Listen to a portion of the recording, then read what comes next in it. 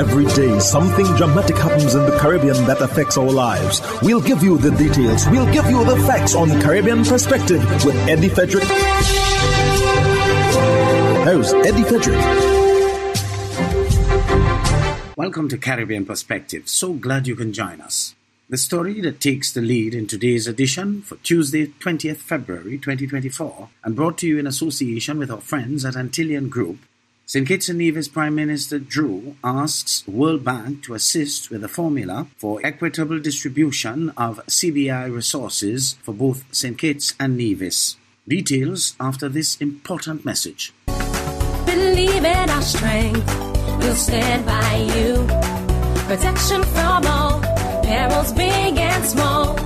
Reassurance we give, it's so glad to see. Peace of mind, that's a service guarantee. We look after all our family. Yes, we do at every opportunity. Antillean Group, underwriters of all classes of insurance solutions for your protection and investment. Live well financially.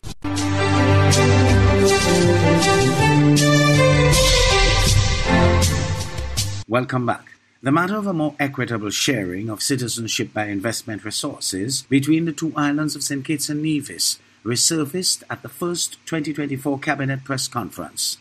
Glenn Bart of SKN Newsline reports. Prime Minister Dr. Terence Drew, in responding to a question on the issue, indicated that it was important to achieve a revenue-sharing mechanism that is fair and acceptable for both islands.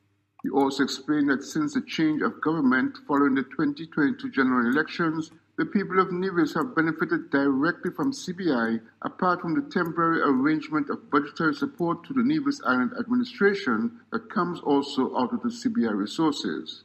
I have sat with the FS and also communicated with Nevis that we have asked the World Bank to study St. Kitts and Nevis and to present to us a model for revenue sharing. I think that what it offers is to have a reputable, independent, expert organization to study it and deliver it to us so that when it comes, whatever it says, it will bring a deep sense of impartiality and fairness to the outcome. So that is being pursued. And since we have come into office, we have shared much more with Nevis and the people of Nevis, not just the government, but the people of Nevis. We continue to send the budgetary support of about $5 million per month. That is outside of everything else. That's extra support, and that most likely coming from the Consolidated Fund, where the CBI proceeds also go. That the IMF is presently here, and I think I'm meeting with the IMF today. They are studying for us the Sovereign Wealth Fund. And when I came, I told the FS that we are very serious about establishing that fund. That fund can create an opportunity to be more sustainable. That fund can create opportunities for our continued development. But first of all, is to have a fund to deal with any unexpected major disaster that can ravage St. Kitts and Nevis. And that fund will cover both St. Kitts and Nevis. Nevis will not be excluded. A sound resolution on the revenue sharing issue would provide a more stable foundation for the future development of both islands in the Federation. Glenn Bart reporting for SKN Newsline. Following the humane treatment of rescued Haitians and Cameroonians last year, Prime Minister Dr. Terence Drew said legislative amendments are ahead that will send the message that the Federation of St. Kitts and Nevis is not open to human trafficking. Glenn Bart again of SKN Newsline has more. The Prime Minister briefly updated the country on the status of the two groups of nationals who were rescued from sinking boats off the east coast of St. Kitts when he addressed the matter in a 13th February Cabinet Press Conference. According to the Prime Minister, the legislative tightening is to dispel the notion that the state is easy on accepting persons being illegally transported into our territorial waters. The decision is based on the situation in Haiti. And we are still going through the refugee status with the UN. It takes some time. But as you can see, the situation in Haiti continues to deteriorate. And it would be, where we would have to send them back, would have to ask, would their lives be in danger? These are the kind of questions asked before you send back people. However, based on what the AG said today in terms of human trafficking, St. Kitts is not open to human trafficking. And that is why we are going to the parliament to stiffen the laws. So nobody have any ideas that you go to St. Kitts because of how we may have treated humanely others. That is the type of people we are. That is the type of country that we have. But to say that that is the status with the Haitians presently, that they are within their communities and going through the UN refugee status program. And the Cameroonians, to say again, most have gone, few are here. Few that are here, they are employed and also going through the process. The Prime Minister indicated that most of the rescued Cameroonians have left the island, with just a few remaining on the United Nations refugee program. He said they were employed while their status is being processed. Glenn Bart reporting for SKN Newsline.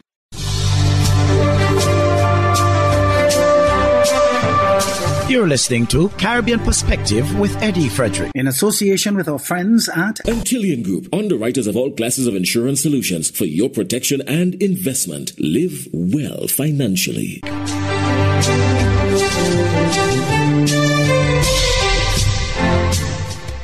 The Bahamas' Prime Minister, Philip Davis, addresses the press while on a tour in Nassau Village. Here he said he's not a dictator. Devonte Hanna of ZNS News reports. Prime Minister the Honourable Philip Davis is not letting up, and this despite ongoing pushback to his recent comments directed to the press. I'm not trying to censor the media. I'm not a dictator. It was while addressing clergymen on Monday that the Prime Minister called for the local media to be responsible in their reporting, noting that they have the power to shape the country's image. The backlash has been fierce, and on the defense, he believes he was misinterpreted. I did say specifically, this is not to dictate to you what you ought to do, but I want you to consider how you go about reporting these things. It has nothing to do with my belief in a free press, free and open press, and the ability to report that which they see, and also to opine on it in their editorial columns. His comments came as he toured the Nassau Village constituency alongside area representative Jamal Shawn, who both declared it a safe place. But some wonder why, in the face of troubling crime numbers, the country has seen and heard little from the Minister of National Security, the Honourable Wayne Munro. He is engaged in matters of security now. Right, he is involved right now in one aspect of my 5 pillars, that is the rehabilitative aspect, going around to see how it's being done in other jurisdictions and borrowing from them that which could fit us. The country now seeing an 8% spike in murders according to reports, which police believes stems from gang-related activities. Along with the amendment to the Bail Act, Prime Minister Davis says his administration is putting pen to paper to create an anti-gang bill. It's now being drafted, and hopefully we'll be able to present it as soon as possible. For the Bahamas Tonight, I'm Devonte Hanna. Mayhem in the west of Jamaica as a PNP local government candidate's vehicle was burnt and the suspected perpetrator shot dead. More in the CVM News item. A campaign vehicle belonging to a People's National Party PNP councillor candidate, Jason Cummings, was yesterday set ablaze in Lilliput, St. James. The attack happened at around 7 o'clock on Thursday night. It soon escalated 2 hours later, with the suspected perpetrator reportedly shot dead. The victim has been identified as 44-year-old Kenroy Doman, otherwise called Shrimpy, a labourer from Africa in Lilliput, St. James. Doman was reportedly pounced upon by gunmen who fired multiple shots from a motor car. The police are currently investigating the circumstances surrounding both incidents as tensions flare in the area amid the local government election campaign. The incidents highlight the intensity and volatility of the political atmosphere, prompting concerns about the need for heightened security and a peaceful electoral process. Meanwhile, Cummings says he's not fazed by the incident. Councillor from 2012 to 2016, and I have returned to give the sort of governance and leadership that the people of Rosal deserve. So hence I'm here. And I did very well in that term, which I brought the necessary benefits to the people of Rosal and service delivery. And I'm back to do it again. And I am not perturbed or disturbed by this, because so persecuted they the prophets which were before. Tobago House of Assembly Tourism Secretary Tasha Burris says greater funding is needed to assist with disasters such as the oil spill which is now impacting the island. Andrea Perez Sobas tells us more in the CNC3 Business Watch. Funding for disasters continues to be a challenge for Tobago, and that must be looked at closely, especially as the island thrives on tourism. That's the view of Tobago House of Assembly Tourism Secretary Tasha Burris.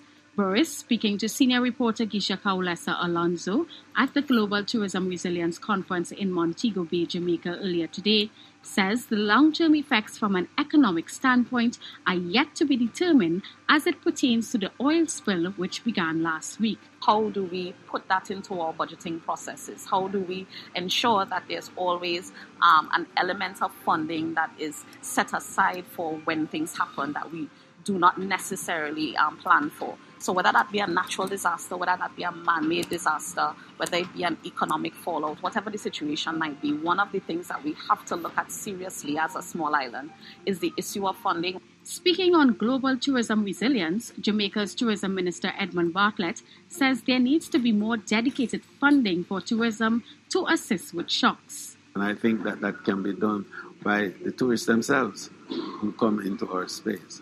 And actually I'd propose that we look at the possibility of what we call a resilience tip, so that in the same way that tourism partners would tip for good service. You know, a waiter comes and does a good job and you give a tip.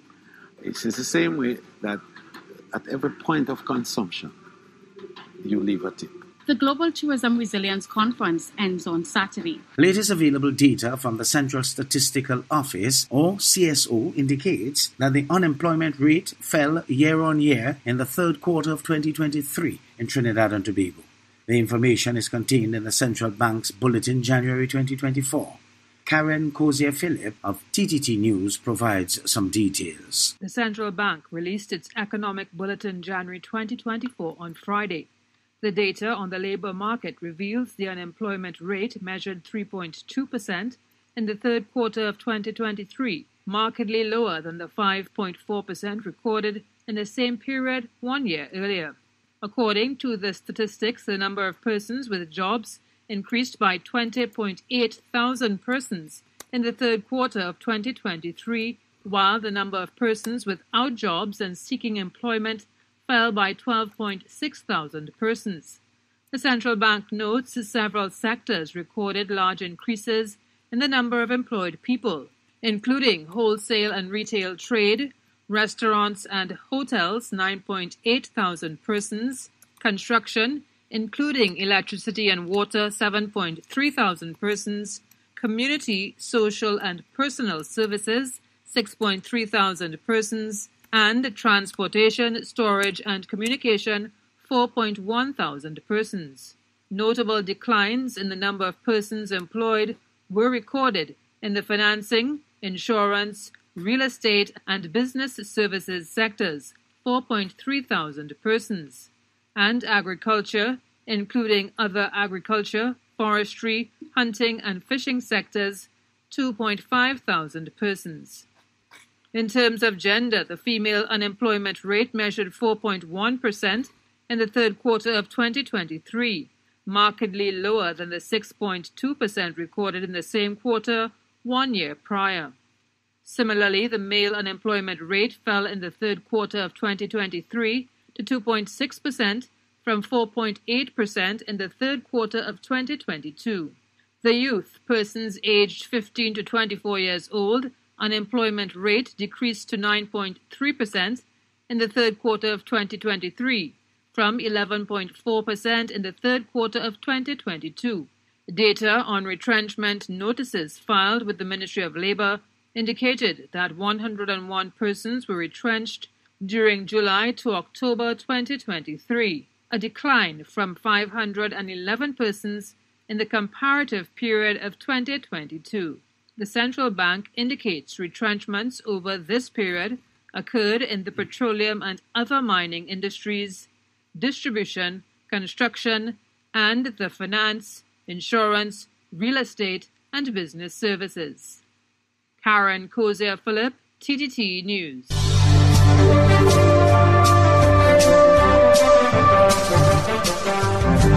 I am Eddie Frederick. This has been Caribbean Perspective, a whole new approach to highlighting developments in the Caribbean. In the meantime, please follow us on Facebook and subscribe to our YouTube channel for daily regional news and more, in association with our friends at Antillian Group.